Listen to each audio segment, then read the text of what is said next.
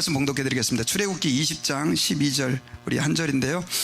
시작. 내 부모를 공경하라. 그리하면 내 하나님 여호와 내게 준 땅에서 내 생명이 길리라. 아멘. 예, 감사합니다. 예, 오늘은 계속해서 이제 우리 10계명 제 5계명입니다. 아버지 하나님이라고 하는 제목으로 하나님 말씀을 듣도록 하겠습니다.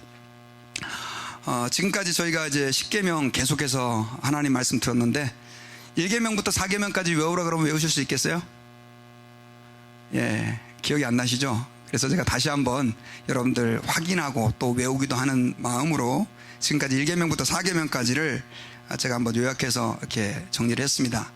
뭐 성경대로는 아니지만 한번 다시 한번 읽어볼까요? 시작. 나 외에는 다른 신을 내게 있게 말라. 2. 우상을 만들거나 섬기지 말라. 3. 하나님의 이름을 함부로 사용하지 말라. 4. 안식일을 기억하여 거룩히 지키라. 이렇게 말씀을 전했습니다. 그래서 지난주에는 우리 안식일을 기억하여 거룩히 지키라 라고 하는 이 말씀 가지고 사실은 이제 그 구약에서 말했던 안식일은 안식일의 주인 대신 예수님을 통해서 완전히 완성이 됐다.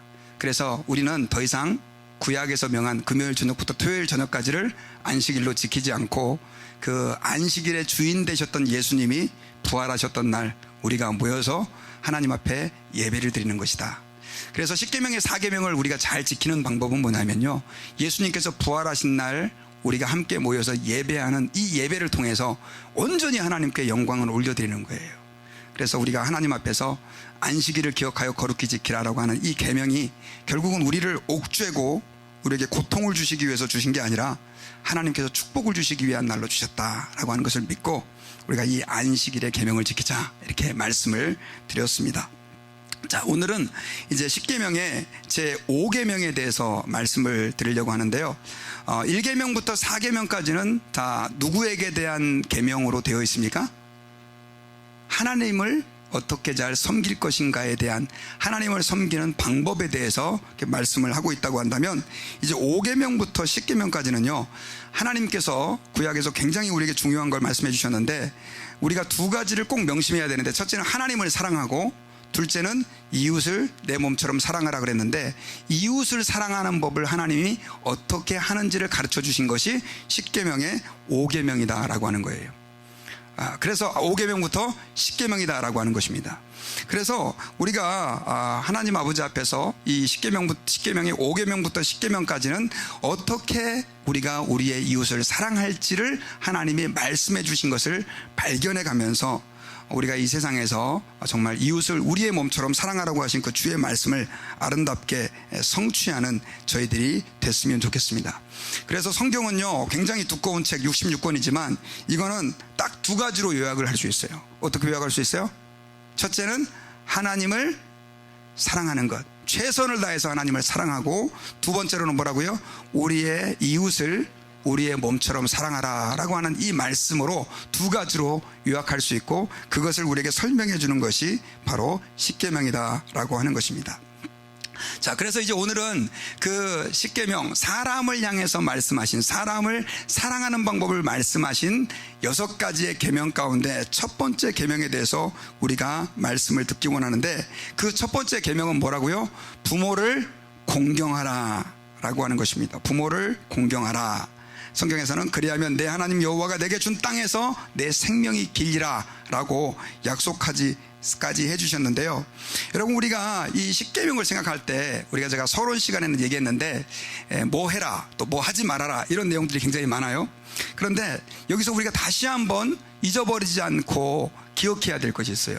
그것이 바로 뭐냐면 10계명은 하나님께서 우리를 통제하고 억압해서 우리를 하나님이 어떤 원하시는 룰대로 살아가도록 만들기 위해서 주신 것이 아니라는 거예요. 제가 제일 10계명 첫 번째 시간에 여러분들에게 말씀을 드렸는데 기억을 하시는지 모르겠어요. 10계명은 하나님이 우리를 옥죄기 위해서 주신 것이 아니라 우리로 하여금 뭐 하기 위해서? 복받게 하기 위해서, 우리의 행복을 위해서 주신 것이 뭐라고요? 10계명이라는 것이에요. 우리 옆에 있는 분들에게 한번 이렇게 얘기해서 우리 한번 인사하겠습니다. 10계명은 당신의 행복을 위해서 주신 것입니다. 예. 우리에게 고통을 주기 위해서 줬다 그러면 듣기가 싫어져요. 그런데 이렇게 하면 여러분 복 받습니다, 이렇게 하면 여러분들이 행복해집니다, 이렇게 하면 여러분들의 인생이 복됩니다 라고 얘기했을 때 이건 우리가 어떻게 해요? 더 적극적으로 배우고 더 적극적으로 깨달아야 알아야 되는 것이죠. 그래서 저는요 십계명에다가 별명을 붙였습니다. 어떤 별명을 붙이냐면 우리의 행복을 위한 하나님의 매뉴얼이 바로 십계명이다. 뭐라고요? 우리의 행복을 위한 하나님의 매뉴얼이 십계명이다. 제가 그림을 하나 준비를 했어요. 여러분, 그림 갤럭시 온 저도 잘 모르겠는데 너무 비싼 거에다 올리면 여러분들이 스트레스 받으실까봐 싼 핸드폰을 이렇게 그림으로 준비를 했습니다. 그런데 핸드폰을 사면요 다른 전자기기도 다 마찬가지예요. 꼭 옆에 따라오는 게 뭡니까? 사용설명서죠. 사용설명서. 그런데 여러분 이 사용설명서에는 이 핸드폰을 이렇게 사용해야 됩니다, 이렇게 쓰면 안 되고 이렇게 써야 됩니다, 이런 방법들이 나오죠. 그런데 여러분 저는 건망증이 좀 심해가지고요, 그러니까 휴대폰을 가지고 이렇게 운전을 하다가 항상 이제 내비게이션을 핸드폰을 사용하니까 차에다 이렇게 놓고 그냥 이렇게 볼일 보러 나올 때가 있어요. 그리고 아차, 그리고 나서 이제 차 안에 헐레벌떡 뛰어들어가죠. 왜냐하면 이 텍사스의 더운 여름에 핸드폰을 차에 놔두면 어떻게 됩니까? 그냥 뜨거워지죠. 나중에 핸드폰이 너무 뜨거워서 스스로 잠자기 상태로 들어가요. 그래서 제 핸드폰은 좀 좋은 건 것 같아요. 그래가지고 다행히 아직까지 고장나지는 않았는데 그러면 이 뜨거운 핸드폰을 가지고 다시 냉동실에다가 막 넣어가지고 식히고 그런 적이 여러 번 있었고요. 에어컨 바람 나오는 데다가 막 식히고 그런 적도 있었어요. 그런데 여러분 아이고 내 맘이지 뭐 휴대폰 내가 어떻게 쓰든지 무슨 상관이야 하면서 뜨거운 곳에다 그냥 막 놔두고 하면 휴대폰이 어떻게 됩니까? 예, 아주 좋은 휴대폰 말고는 웬만해 갖고는 다 망가질 것입니다. 또 이 매뉴얼에는 어떤 내용들이 나오냐면요, 이 핸드폰은 방수가 안 됩니다. 물에 들어가고 가면 안 됩니다. 그런데 뭐 요즘에 보니까는 갤럭시 노트 뭐 이런 거는 뭐 물에서도 괜찮더만 해가지고 이런 싸구려 핸드폰을 사가지고 그냥 수영장에 갖고 들어가면 어떻게 됩니까?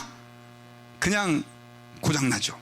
뭐 갤럭시 이런 것도요 바다 깊은 데로 핸드폰 갖고 가면 그거 어떻게 됩니까? 망가집니다. 그래서 그런 요즘 좋은 첨단 휴대폰들은요 뭐 1m 이상 30분 이상 물에 넣지 마십시오 이런 게 있어요. 그런데 내 인생은 내 것이지 하면서 내 마음대로 그냥 물속에 한 20m 30m 잠수부 하는 데 들어가면 휴대폰은 어떻게 해요? 망가지는 것이죠. 여러분 제가 지금 왜 이런 말씀을 드리느냐면요, 하나님 아버지 앞에서요 우리 인생들은 어떤 특징을 가지고 있냐면 자기 하고 싶은 대로 하고 싶은 그런 마음들을 가지고 있어요. 그런데 여러분 내가 하고 싶은 대로 하다 보면 한번 따라해 봅시다. 망한다. 망해요 여러분요. 내가 하고 싶은 대로 미국은 자유와 인권이 중요한데 하면서 내 마음대로 살잖아요. 그러다 보면 망해요. 그래서 하나님께서는 우리를 죄 가운데서 구원해서 하나님 백성으로 삼아가지고 어떻게 하면 우리가 하나님 앞에서 하나님의 자녀로 복있게 행복하게 살 것인가 라고 하는 것을 가르쳐 주시기 위해서 매뉴얼을 주셨는데 그 매뉴얼이 성경이고 그걸 요약한 게 뭐라고요? 그새 잊어버리셨나요? 십계명이라고 하는 것입니다. 그러니까 앞으로는 십계명 그러면 뭐 이렇게 하라는 것도 많고 하지 말라는 것도 이렇게 많아. 십계명 나 이거 피곤해. 목사님이 지금 십계명 10가지 설교하는데 이거 언제 끝나나 그렇게 생각하시면 안 돼요. 어떻게 생각해야 돼요? 내가 이 십계명 말씀을 잘 들어서 정말로 하나님께서 내게 원하시는 삶이 무엇인지를 발견하고 그렇게 순종해서 하나님 앞에 복 있는 인생이 돼야지 이렇게 결단하는 저와 여러분들이 되시기를 바랍니다. 자, 그러면 오늘 이제 십계명 제 5번째 계명 부모를 공경하라라고 하는 계명인데요. 여러분 이 부모를 공경하라라고 하는 계명은요, 십계명이 사실은 1부터 10까지 10가지가 다 중요해요. 그런데 특별히 다른 계명보다 하나님께서는 훨씬 더 중요하게 이 계명을 취급하셨어요. 그 이유가 무엇이냐면요, 자, 십계명의 6계명이 혹시 뭔지 아십니까? 예, 살인하지 말라. 네, 기억하시는 분들이 계시네요. 살인하지 말라. 자, 우리 인간에게 있어서 반드시 인간이 하지 말아야 될 행동이 있어요. 그게 뭡니까? 살인하지 말라는 거예요. 그래서 이 세상에 존재하는 모든 나라들은 다 살인에 대해서 아주 엄정한 법 집행을 해요. 엄정한 심판을 한단 말이에요. 살인은 우리 인간이 절대로 해서는 안 되는 계명인데요, 제가 만약 하나님이라면, 전 하나님이라는 표현이 이상하지만 저는 이 살인하지 말라는 계명을 인간을 사랑하라고 하는 계명의 제일 첫 번째다가 놓았을 거예요.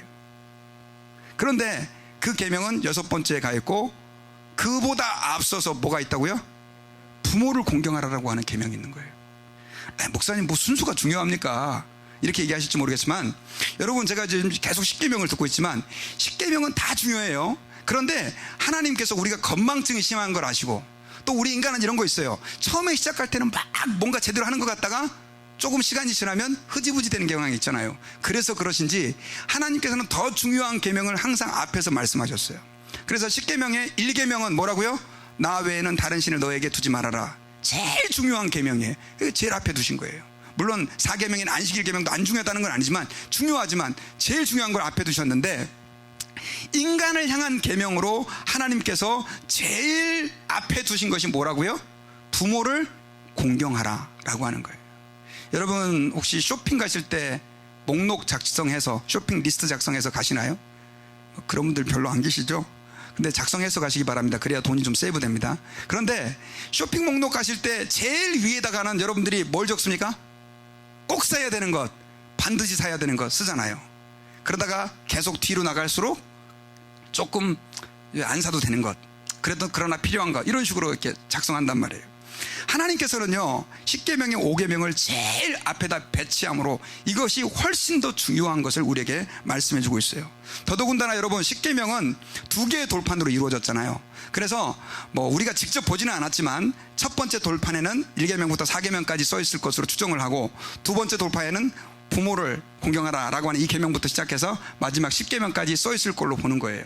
하나님을 향한, 사람을 향한 계명으로 말입니다.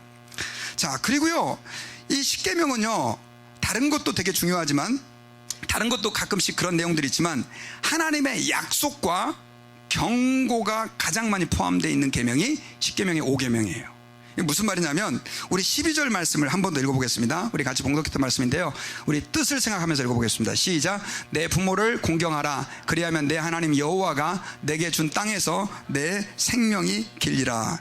자, 다른 계명들은 이거 하지 말아라, 이거 해라, 이렇게 그냥 말씀하셨는데, 출애굽기 12장 12절에 나오는 이 5계명은요, 하나님께서 부모를 공경하라 하고, 그리하면 내 하나님 여호와가 내게 준 땅에서 네가 뭐하리라? 생명이 길리라. 생명이 길다라고 하는 뜻은 무슨 뜻입니까?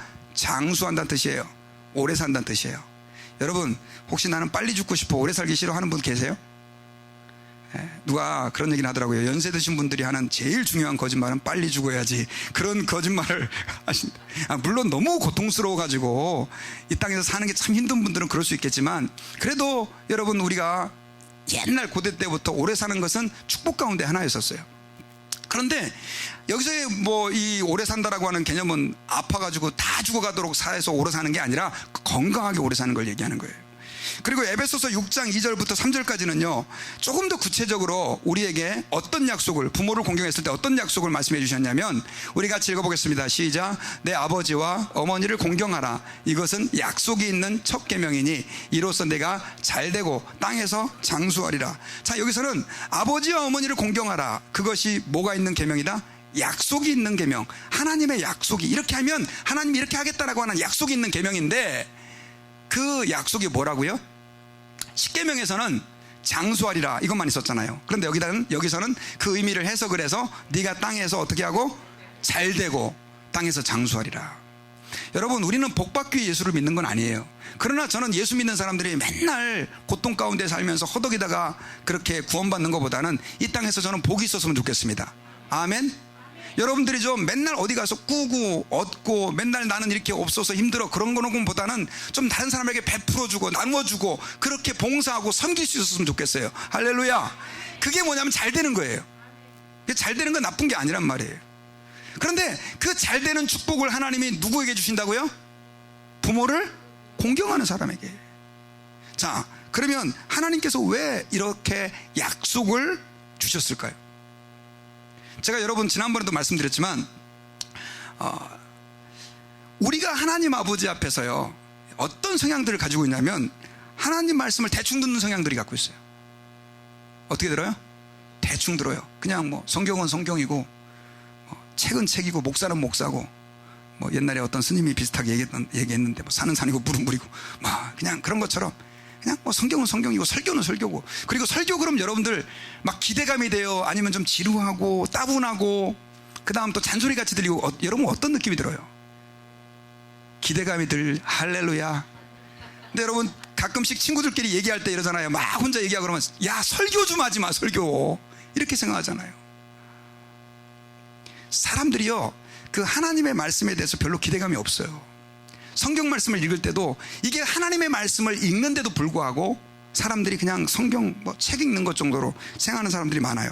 여러분 하나님께서 이렇게 약속을 주신 것은 이유가 있어요. 그 말은 뭐냐면 네가 이렇게 반드시 해야 돼. 그러면 내가 너를 이렇게 축복해 줄게라고 조건을 제시하면서 반드시 그걸 행하라고 주님이 약속을 해 주신 거예요. 여러분 믿습니까? 그렇잖아요. 우리 친구들한테도 뭐 얻어내려고 했을 때 우리 만약에 그 아이들을 뭐 좀 일을 좀 시킬 때 야 너 이거 좀 해. 그러면 내가 이렇게 해줄게. 조건해 줄게. 조건을 제시하잖아요. 반드시 하게 하고 싶을 때. 그리고요 하나님께서는요 약속만 준 게 아니에요. 경고도 주셨어요. 너무너무 이 말씀이 중요하기 때문에 경고도 주셨는데 그 경고가 좀 살벌해요. 우리 출애굽기 21장 17절을 우리 같이 한번 읽어보겠습니다. 이 말씀 준비했는데요. 자 같이 시작. 그 아비나 어미를 저주하는 자는 반드시 죽일지니라. 여러분 십계명 지키면 복 주신다고 말씀하신 하나님이 만약에 너네가 이렇게 안 하면 어떻게 해요? 죽이라고 얘기를 하고 있어요. 얼마나 무서운 얘기. 부모를 저주하는 자는 죽이라. 신약에도 그렇게 하면 안 됩니다. 여러분 감옥 갑니다. 네, 이건 그만큼 부모를 공경하라는 계명이 하나님에게 중요하다는 것이죠. 그리고요 잠언서 30장 17절에 보면 좀 더 살벌하게 써 있어요. 우리 같이 한번 읽어봅시다. 시작. 아비를 조롱하며 어미 순종하기를 싫어하는 자의 눈은 골짜기에 까마귀에게 쪼이고 독수리 새끼에게 먹히리라. 여러분 섬뜩하지 않습니까? 섬뜩하잖아요. 이건 뭐예요? 반드시 주님이 부모를 공경하는 삶을 살아라 라고 하나님이 명령을 하고 있는 거예요. 여러분 유교도 우리 한국은 그동안에 수백 년 동안 부모를 공경하는 걸 굉장히 중요한 미덕으로 생각을 했죠. 그렇죠. 그래서 뭐 효자들은 막 정말 이렇게 대접을 해줬잖아요. 근데 불효한다 그래가지고 이렇게 죽인다는 얘기 있습니까? 혹시 들어보셨어요?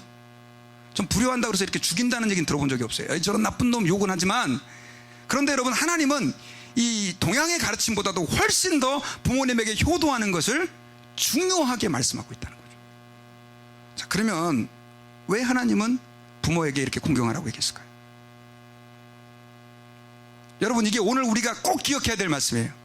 왜 하나님은 이렇게 우리가 부모를 공경해야 된다라고 이렇게 약속도 주시고, 그것도 십계명에 그 사람을 사랑해야 된다라고 하는 그 6가지 계명 중에 제일 첫 번째다가 배치하시고, 그리고 안 지키면 독수리 새끼에게 쪼일 것이다라고 하는 이런 경고까지 주시면서 왜 이렇게 주님이 말씀하셨을까요? 거기에는요 몇 가지 중요한 이유가 있습니다. 그건 뭐냐면요, 하나님은요 부모님을 통해서 자신을 계시하셨어요. 하나님은 부모님을 통하여 자기 자신을 알리시고 나타내셨기 때문에 그렇다라고 하는 것입니다. 제가 여러분 그 히브리어 단어 조금 헷갈리죠. 상형문자같이 생겼는데 이게 카보드라고 하는 단어입니다. 이게 하나님을 부모를 공경하라라고 하는 그 공경이라고 하는 단어, 그 영어로는 glory, honor이라고 하는 단어로 이제 해석이 될 수 있는데, 이게 원 의미는 어디서 왔냐면 무겁게 여겨라 그런 말에서 왔어요.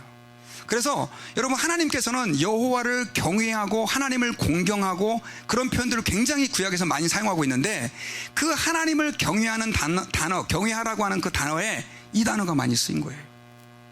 그러니까 하나님은 부모님을 공경하라, 뭐 공경 우리 한국에서는 그냥 뭐 쓰는 말이니까. 그런데 여러분 우리 하나님을 공경한다는 말 잘 안 쓰잖아요. 근데 히브리어로 보면 카보드예요. 카바드. 같이 같은 단어를 사용하고 있는 거예요. 하나님을 공경하는 것과 부모님을 공경하는 것을 하나님은 동급으로 취급하고 생각하고 계시는 거예요. 쉽게 말하면 부모님을 공경하는 것을 하나님을 공경하는 것만큼 하나님께서는 중요하게 생각을 하고 계신다는 거예요. 그 이유가 하나님은 자기 자신을 아버지로 불리우시기를 기뻐하셨기 때문이에요. 자, 여러분 하나님을 누구라고 부릅니까? 하나님을 다 아버지라고 부르죠. 혹시 하나님을 아저씨 이렇게 부르는 분 계십니까? 예수를 안 믿는 어떤 남자가 교회 왔는데 부인이 하나님 아버지 그러니까 거룩하신 장인어른 이렇게 얘기했다 그러잖아요. 와이프의 아버지니까. 예. 그리고 하나님은 장인어른 아닙니다. 하나님은 아버지예요. 누구에게나 다 아버지예요. 그런데 하나님이 이 세상에 있는 수많은 권위, 또 위에 있는 사람 왕으로 좀 불리시면 좋잖아요. 니들은 나를 왕으로 불러라. 니들은 나를 뭐 대통령으로 불러. 요즘 대통령의 명예가 하도 떨어져 갖고 뭐 그것도 좀 그렇지만 뭐 혹은 뭐 주인으로 불러라. 뭐 여러 가지 호칭이 많이 있을 건데 하나님은 자기 자신이 뭘로 불리는 걸 기뻐하셨다고요? 아버지. 그럼 왜요? 왜 하나님은 수많은 이 땅에 어른을 공경하는 단어 가운데 아버지라고 하는 단어로 자기 자신을 불리우셨냐는 것입니다. 이거 어쩌다가 그냥 사람들이 아버지라고 부른 거 아닙니까? 아니에요. 여러분, 예수님이 주기도문에서 너희는 이렇게 기도하라. 하늘에 계신 우리 아버지. 예수님이 하나님을 아버지라고 부르라고 가르쳐 주셨어요, 직접. 저는 아담도 하나님을 아버지라고 불렀을 가능성이 높다고 생각해요. 성경에 안 나왔지만. 왜냐하면 하나님이 자기 자신을 아버지라고 하는 호칭으로 알리셨던 거예요. 그럼 왜 그러냐? 그 이유는요, 이 세상에서 하나님을 가장 비슷하게 표현하고 나타낼 수 있는 단어가 누구예요? 아버지이기 때문에 그래요. 아직 결혼하지 않은 총각들은, 처녀들은 잘 모를 수도 있어요. 그런데 장가를 가고 시집을 가보셔요. 그 말을 알아요. 제가 지금 어린아이 키우시는 분들, 우리 젊은 부부들 계신데요, 자녀를 왜 사랑하세요? 라고 물어보면 뭐라고 대답하시겠어요? 왜 사랑하세요? 희종자매님, 왜 사랑하세요? 이유가 없어요. 내 아이니까. 그냥 뭐 애가 엄마를 항상 기쁘게 해줍니까? 속도 많이 쓰기고 어떨 때는 애기 키우려고 얼마나 힘듭니까? 근데 그냥 사랑하는 거예요. 이유를 잘 몰라요. 여러분, 하나님이 우리를 사랑하는 사랑이 그렇다는 거예요. 이유가 없는 사랑이라는 거예요. 뭐 여러분들이 뭐 잘해서 옛날에는 일주일에 죄를 갖다 20번씩 지었는데 5번밖에 안 지으니까 하나님이 내가 너를 더 많이 사랑해 줄게, 이게 아니라는 거예요. 하나님은 우리가 죄인 되었을 때부터 시작해서 우리를 변함없이, 마치 아버지가 그 자식이 어떤 짓을 한다 할지라도 속은 상하지만 끊임없이 변함없이, 영어로 all the way 그를 사랑하는 그 사랑을 하나님은 표현해 주시기 위해서 자기 자신이 누구라고 불리우셨다고요? 아버지라고 불리셨던 거예요. 뭐 때로는 남편이라고 하는 표현도 사용하시지만 부부끼리는 너무 조건적인 사랑이에요. 서로 사랑하는 것 같다가 때가 되면 싸우고, 그러다가 나중에 남남되기도 하고. 여러분, 그러나 부모 자식 간의 사랑은요, 죽을 때까지 변치 않습니다. 죽을 때까지. 저는 애들이 좀 크면 좀 사랑이 식어질 줄 알았는데요, 우리 애들이 이제 더 컸잖아요. 대학교 갔잖아요. 옛날에 어른들이 80대 노인이 60대 아들한테 차 조심해라 그렇게 얘기하는 것처럼 똑같아요. 우리 지금 애기 귀엽잖아요. 애기 우리 청수 집사님. 근데 그 사랑이 나중에 어른이 돼도 똑같더라니까요. 저는 지금 아직 이제 뭐 40 후반 50대밖에 안 됐지만 아마 70대 가도 그거 바뀌지 않을 것 같아요. 혹시 어떠세요? 우리 70대신 분들 똑같죠? 야, 저는 그거 몰랐어요. 하나님의 사랑이 그렇다는 거죠. 하나님은 우리를 너무 사랑하셔가지고요, 나중에는 죄에서 우리를 구원해내시기 위해서 어떻게 하셨습니까? 하나님의 독생자 예수 그리스도를 우리를 위해서 십자가에 죽으시기까지 우리를 사랑하셨잖아요. 그러니 이 세상에서 하나님 아버지만큼 우리에게 더 중요한 하나님의 사랑을 나타내는 단어는 없다는 거죠. 그리고 하나님은 그 아버지라고 하는 단어에 자기 자신을 표현하는 것을 기뻐하셨다라고 하는 것입니다. 여러분, 아브라함의 이야기를 아시죠? 아브라함이 하나님의 명령을 받습니다. 너는 너의 독자 이삭을 번제물로 바쳐라. 100세에 얻은 독자입니다. 독자. 뭐 여러분 가운데 그 정도 상황에서 아마 자식을 바칠 분이 있을지 모르겠습니다. 목사님은 할 수 있어요? 저는 잘 못할 것 같아요, 솔직히. 셋이 있어도 하나 바치라고 못 바칠 것 같아요. 그런데 100세에 얻은 하나밖에 없는 그 독자 아들을 바치라는데 아브라함은 순종해서 모리아산으로 가잖아요. 그래가지고 묶어가지고 그 아이를 딱 죽이려고 했을 때 하나님이 스탑 시키잖아요. 스탑! 하지 마라! 근데 됐다! 내가 이제야 네가 나를 사랑하는 줄 알겠다. 그러고 나서 나중에 아브라함이 눈을 돌려보니까 이 그림에 지금 나오죠. 양이 나무뿔에 걸려 있는 것을 보게 되는 거죠. 그리고 나서 아브라함이 거기에서 그 산의 이름을, 거기에서 그곳의 이름을 뭐라고 했냐면, 혹시 기억나세요? 여호와 이레, 여호와의 산에서 준비될 것이다 그랬죠. 그 산이 바로 예수 그리스도께서 십자가에서 못 박아 죽으신 산이에요. 여러분, 이 아브라함의 이야기는 이런 의미가 있어요. 자, 하나님이 아브라함의 믿음을 테스트하신 걸로만 우리는 이걸 이해하는데 그런 의미가 아니에요. 여러분, 아브라함이 100세 얻은 그 사랑하는 독자 이삭을 바칠 때 심정이 어땠을까요?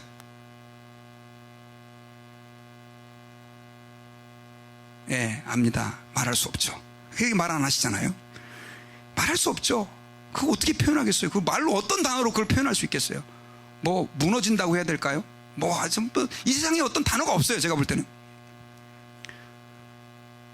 근데 결국은 그렇게 죽이려고 했는데 하나님이 스탑시켜요. 하지 말라 그래요. 그런데 하나님은 그의 독생자, 그의 아들 예수 그리스도를 우리를 위해서 어떻게 하십니까? 십자가에서 죽이시잖아요. 바로 그 장소에서. 하나님이 우리를 구원하시기 위해서, 우리를 죄에서 용서해 주시기 위해서 전능하신 하나님의 아들 독생자 예수 그리스도를 십자가에서 영어로 abandon, 그냥 버려버리세요. 예수님이 나의 하나님 어찌하여 나를 버리셨습니까 하잖아요. 우리의 죄악을 짊어지신 예수님을 하나님 버리신 거라니까요. 죽게 하신 거라니까요. 여러분, 이 예수님의 십자가 장면과 아브라함이 이삭을 죽이는 장면이 우리는 같이 겹쳐져야 돼요. 그 아버지의 심정이 누구의 심정이었다고요? 하나님 아버지의 심정이었다고. 그래서 우리가 부모를 공경해야 되는 이유가 뭐냐면, 그 부모는요, 하나님의 사랑을 보여주는 이 땅의 하나의 모형과 같은 존재다라고 하는 것입니다. 그래서 여러분, 부모는요, 마치 보이지 않는 하나님, 느끼기 힘든 그 하나님을 이 땅 가운데서 느끼게 해주는 하나님의 모델하우스와 같은 존재예요. 모델하우스. 그림을 좀 보세요. 우리 미국은 집 다 보고 나서 이 집 마음에 들면 사지만, 한국은 땅이 좁아가지고요, 그렇게 안 해요. 먼저 이렇게 모델하우스를 이렇게 탁 만들어가지고, 야 보세요. 그러면 저도 저희 처가의 처남이 결혼하기 전에 이제 모델하우스 이렇게 보여준다고 해서 가서 봤거든요. 그랬더니 야, 옛날보다 많이 좋아졌더라고요. 가보면 현관문이 어떻게 생겼는지, 거실이 어떻게 생겼는지, 또 이렇게 문 이렇게, 이건 어떻게, 패리오는 어떻게 생겼는지, 부엌은, 주방은 어떻게 생겼는지, 이런 거 다 보잖아요. 그죠? 그리고 나서 야, 이 집 마음에 드네 하면 실제 집은 봤어요, 안 봤어요? 안 봤는데 그 몇 억짜리 집을 계약을 하잖아요. 중도금 내가 나중에 아파트 사잖아요. 실제 집 보지도 않았는데. 왜냐하면 실제 집도 이렇게 생겼을 것이다 추정을 하는 거죠.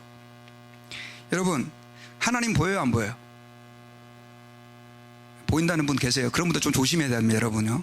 아까도 보니까 제7일 예수 재림 쪼 해가지고, 또 어떤 분은 저한테 문자를 계속 보내요. 천안에서 예수님 재림한다고.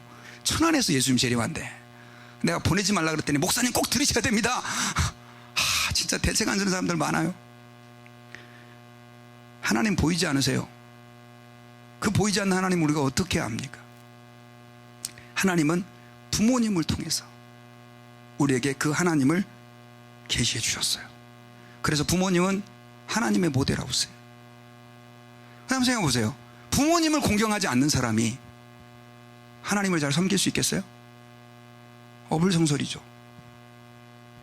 우리는 여러분, 그 부모님의 사랑을 통해서 하나님이 우리를 얼마나 사랑하시는지를 느끼게 되고 알게 되고 경험하게 되어진다라고 하는 사실을 여러분 기억하시기를 바랍니다. 근데 안타깝게도 세상에 부모님의 사랑을 충분히 받지 못한 사람들도 있어요. 그죠? 누구죠? 고아들, 어렸을 때 부모님이 돌아가신 분들, 또 가정불화 속에서 있는 분들, 여러분들 그분들을 더 많이 위해 기도해 주셔야 돼요. 성경이 하나님의 과부들을 불쌍히 여기라 그랬죠. 그 이유는 그 어린아이들은요, 진짜 하나님이 우리를 얼마나 사랑하는지를 부모님을 통해 알아야 되는데 그걸 알 방법이 없는 거예요. 그러니까 여러분들 고아들 아유 불쌍해 그런 개념이 아니에요. 아, 이 고아들 부모님의 사랑을 모르는 애들이지 내가라도 좀 그 사랑을 좀 보여줘야 되겠다 이런 마음으로 사랑해 줘야 되는 거죠. 그 다음에요 하나님께서는요 부모님을 통해서 하나님을 공경하는 훈련을 시키게 돼요. 어떻게 된다고요? 부모님을 통해서 하나님을 공경하는 훈련. 여러분 우리는 하나님을 잘 섬겨야 되죠. 아멘이 없으시네. 아멘이죠. 하나님을 잘 섬겨야 돼요. 우리를 구원해 주신 하나님 앞에 그분을 잘 섬겨드려야 돼요. 그런데 하나님을 섬기는 훈련 중에서 제일 중요한 게 여러분 뭔지 아십니까? 하나님을 제일 잘 섬기는 훈련 중에 제일 중요한 거, 뭐 찝으려니까 여러 가지 힘들죠. 순종과 복종입니다. 하나님의 명령에 순종하는 거예요. 여러분 우리 인간은요 아까 제가 자유 얘기했는데 어떤 성향을 가지고 있냐면 권위에 복종하는 걸 싫어해요. 여러분 요즘 특별히 젊은 사람들은요 내가 뭐 과장이니까, 내가 사장이니까, 혹은 내가 뭐 목사니까, 내가 선생님이니까 너 이거 해, 안 들어요. 여러분요 그래 안 그래요? 싫어하죠. 그리고 그 사람들을 향해서 뭐라고 부릅니까? 꼰대라고 그러죠. 꼰대. 제가 그래서 꼰대 알았어요. 꼰대. 야, 내가 나이가 많으니까 내 말 들어야 돼. 그러면 저런 꼰대 이렇게 얘기한다고요. 옛날엔 네 알겠습니다 어르신 이랬는데 복종 안 합니다. 여러분 왜 그런 줄 아세요? 우리의 조상이셨던 아담과 하와께서 범죄하기도 전에 하나님이 선악과 따먹지 말라고 그랬잖아요. 근데 어떻게 됐습니까? 따먹었잖아요. 하나님이 하면 죽는다고 경고까지 했는데 그렇게 그 하나님이 먹지 말라고 한 선악과를 뭐함으로? 불순종으로 따먹어 버렸어요. 그러니 그 유전자를 물려받은 우리는 어떻겠냐고요 여러분요. 그래서 하나님은요 부모라고 하는 존재에게서 우리를 태어나게 함으로, 한번 생각해 보세요. 이렇게 아주 어린 아이들 있죠. 부모에게 순종하지 않으면 살아갈 수 있어요 없어요? 있어요 없어요? 없죠. 2살 먹은 애가 우리 이제 아빠 나 이제 2돌 됐으니까 건들지 마. 난 내 인생 내 거야. 내 마음대로 살 거야. 그래 네 마음대로 살아봐라. 해보세요. 그 인생 끝장나요. 좋든 싫든 간에 부모의 명령에 순종하면서 엄마가 하지 말라고 말 안 들으면 때리잖아요. 부모가 막 때리면서라도 그 애들 가르치잖아요. 여러분 그걸 통해서 하나님이 우리에게 뭘 가르쳐 주시냐면 하나님 앞에서 순종한다는 것의 의미를 가르쳐 주는 거예요. 그래서 우리는 하나님 앞에서 주님을 순종해야 된다라고 하는 존재인 것을 그걸 통해서 깨닫게 되어지는 것이다 라고 하는 것입니다. 그래서 여러분 하나님께서는요 우리가 부모의 밑에서 보통 이제 사춘기까지는 다 그렇게 부모 밑에서 자라는데 하나님 앞에 뭘 공부하는 거예요? 순종이라는 것을 배우게 되는 거예요. 여러분 제가 지난번에 우연히 텔레비전을 좀 봤는데 거기에 남자의 자격 혹시 보셨어요? 요즘에 안 하죠? 거기에서 굉장히 이렇게 잊지 못할 장면이 하나 있었어요. 그게 뭐냐면 연예인들이 나와가지고 공군 조종사 그 훈련 체험을 하는 내용이었어요. 제가 왜 그걸 봤을까요? 저는 공군 출신이에요. 공군 출신. 제가 공군 출신입니다. 공군 출신이라니까 다 물어보는 말이 비행기 타봤어요 이래요. 저는 비행기는 타봤어요. 날아다니지 않는 비행기. 왜냐하면 제가 엔진 부서에 있었기 때문에 비행기 타가지고 엔진을 체크해야 돼가지고 전 비행기 고치는 일을 했어요. 그러니까 자꾸 조종했습니까? 라고 물어보지 마세요. 여러분들은 안 물어보시는 거 알고 있지만. 그런데 그때 이제 제가 이제 어떻든 그렇게 공군에 있다 보니까 한 5년간 군대 생활을 했는데 조종사들을 이렇게 많이 만났거든요. 그럼 조종사들이 얼마나 멋있는 줄 아세요? 여러분 딱 비행기에서 홀리멧 딱 들고 내리고 빨간 마우라에 딱 이렇게 바지에 뭐 주렁주렁 달려가지고 딱 나오면요, 야 나도 조종사 될 걸, 그런 생각을 좀 했어요. 그런데 그 프로를 보고 나서 조종사 안 되길 잘했다 하는 생각을 하게 된 거예요. 왜 그러냐니까 여러분 조종사 훈련들을 받는 게 얼마나 힘든지 몰라요. 이게 이제 뭐냐면 조종사들이 받아야 될 훈련들이 여러 가지가 있는데 이게 뭐냐면 조종사들이 중력 테스트라고 하는 훈련을 받아요. 중력 테스트라는 훈련이 뭐냐면 저 캡슐로 생긴 저 안에 들어가 가지고 저걸 뺑뺑이 돌리는 거예요. 처음엔 천천히 돌아요. 그런데 나중에는 이제 비행기가 요즘 신형 비행기는 9G, 그러니까 중력의 9배를 거스려 가는, 공중에서 막 전투하다 보면 비행기가 이렇게도 가고 저렇게 가고, 여러분 사람이 그러면 괜찮을 것 같죠? 죽습니다. 여러분 실시네요. 그래서 그걸 견디게 하기 위해서 저 안에다 사람을 집어넣고 뺑뺑이 돌리는 훈련을 하는데 연예인들이 저들이 들어가서 체험을 하는데 저 사람이 굉장히 잘생긴 연예인이거든요. 얼굴이 저렇게 된 거예요. 얼굴이 저 안에서 뺑뺑이 돌리니까. 그래서 6G 때는 괜찮은데 7G, 8G 올라가니까 자기도 모르는 사이에 꼴깍 그냥 실신해 버려요. 그때 김종국이 있었나요? 하여튼 그 친구 말고는 다 실신한 것 같아요. 몇 명 빼놓고는. 그래서 제가 그제서야 알았어요. 조종사들이 바지에 주렁주렁 달고 다니는 게 이게 멋있게 하려고 그런 게 아니라 저렇게 비행기가 급기동을 하다가 G가 걸리면 에어가 들어가서 사람이 실신하지 않도록 바람을 넣어줘서 잡아주는 거라는 거예요. 너무너무 힘든 거예요. 어쨌든 간에 조종사들은 특별히 공군사관학교 같은 데서 이렇게 훈련을 받아요. 이것도 뭐 물속에서 살아나는 법, 또 이렇게 의자가 툭 튀어나왔을 때 또 그거 견디는 방법 다 훈련을 받아요. 그렇게 해가지고 어떻게 됩니까? 조종사로 이제 진짜 비행기를 몰 수 있는 거예요. 쉬운 게 아니에요. 이 훈련을 받았다고 해서 다 조종사가 되는 것도 아니고. 여러분, 제가 지금 왜 이런 얘기를 하냐면요, 우리 인간은 되게 교만해요. 그리고 복종하기를 싫어하고 권위를 인정하지 않아요. 그런데 하나님께서는 우리를 부모 밑에서 두고 어쩔 수 없이 부모에게 순종해야 되는 거예요. 사춘기 때는 애들 삐딱하고 싶잖아요. 부모 말 듣기 싫어하고. 그런데도 어쩔 수 없이 부모 말을 들어야 되는 경우가 있죠. 왜? 먹고 살아야 되니까. 어디 가서 살 집이 없으니까. 예, 저도 아이들하고 막 사춘기 때 트러블 생길 때 나가! 그러면 못 나가요. 왜냐하면 갈 데가 없거든요. 여러분, 그렇게 우리가 억지로라도 권위에 순종하는 걸 배우면서 뭘 배우게 되느냐? 하나님께 순종함의 가치를 배우게 되는 거예요. 그 장치로 하나님이 부모님을 우리에게 허락해 주셨다는 것입니다. 그렇게 해서 부모님에게 복종을 잘 하는 아이들이 결국 또 누구에게? 하나님에게 복종을 하게 되고, 그런 말미암아서 하나님께서 그 사람을 통해서 아름답게 일하시고 하나님의 뜻을 나타내시고 그 인생을 복되게 축복해 주신다는 사실을 믿으시기 바랍니다. 그러면 다 큰 우리는 이제 어떡합니까? 예, 다 컸어도 기회가 있습니다. 하나님은 부모님이 돌아가셨다 할지라도 우리에게 또 다른 의미의 영적 부모님을 허락해 주셨기 때문이에요. 누굽니까? 그 사람들이? 누굽니까? 목회자들입니다, 여러분. 목회자. 그리고 여러분들에게 성경을 가르치는 성경 교사들이에요. 왜냐하면요, 부모님과 목회자의 공통점이 있어요. 그게 뭐냐면, 부모님은 아이들이 바르게 자라고 하나님의 뜻대로 살도록 대부분의 믿는 경우는 그걸 원해요.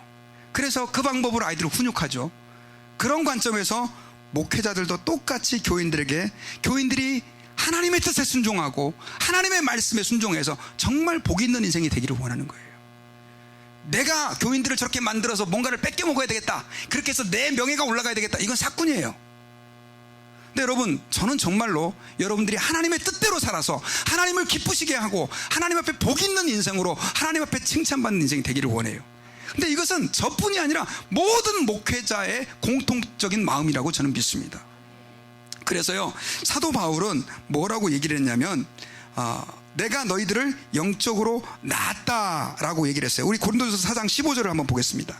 고린도전서 4장 15절. 자, 여기 보니까 같이 시작. 그리스도 안에서 일만 스승이 있으되 아비는 많지 아니하니 그리스도 예수 안에서 복음으로써 내가 너희를 낳았음이니라 라고 얘기를 했다라고 하는 것입니다. 그래서 여러분, 우리가 하나님 아버지 앞에서 부모를 순종하라 라고 하는 이 계명은 단순하게 우리 부모님만을 의미하지 않고 우리에게 하나님 말씀을 가르치고 하나님의 교훈을 가르쳐주는 모든 사람에게도 포함돼요. 하나님은요, 직접 나타나서 일하지 않아요. 오늘날 얼마나 많은 사람들이 하나님의 음성 들었다, 설교 시간에는 내 자고 있다가 어디 가서 누가 하나님 음성 들었대? 그럼 거기 가가지고 막 기도 받는다 그러고 예언의 말씀이 굉장하던데, 이렇게 미혹되고요. 여러분, 하나님은요, 오늘날 우리에게 하나님께서 세우신 사람들을 통해서 주님의 뜻을 알려주시고 또 우리에게 주신 성경을 통해서 하나님의 말씀을 가르쳐 주세요. 그러므로 우리가 하나님 앞에서 어떤 마음으로 우리의 삶을 살아야 되느냐? 하나님, 저의 남은 생애가 정말로 하나님께서 말씀해 주신 그 말씀을 따라서, 특별히 이제 우리 아직 젊은 사람들은 부모님의 뜻과 교훈을 받들어서, 그리고 우리에게 말씀을 가르쳐 주시는 분들에게 정말로 순종하면서 그렇게 하나님의 뜻을 받들어 순종할 때 하나님께서는 우리를 통해서 복을 주시고 은혜를 주시고 하나님의 일들을 이루어 가신다라고 하는 사실을 저와 여러분들이 기억해야 될 줄 믿습니다.